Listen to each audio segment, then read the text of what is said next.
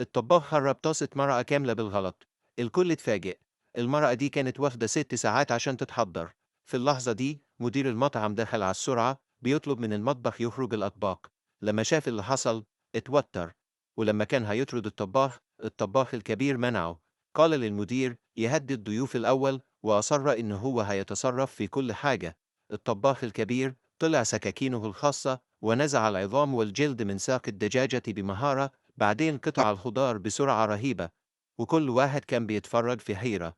الطباخ الكبير حط مادة غريبة على الدجاجة وحطها في الطاسة عشان تغلي. عدت 10 دقايق.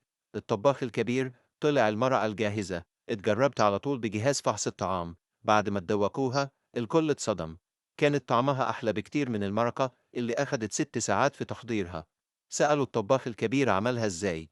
هو شرح لهم إن المادة اللي استخدمها كانت عسل.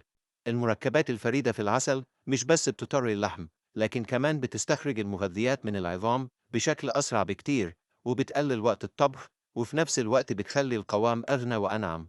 بعد ما الضيوف ذوقوا الطبق مدحوها بلا توقف. لكن واحد من الضيوف كان قاعد ساكت خالص، مش ملامس الأكل خالص. الجارس قال للمدير، لكن المدير ما فكرش في الموضوع كتير لحد ما الضيف فجأة طلع موبايله. المدير قرب بص ولقى إن الراجل ناقد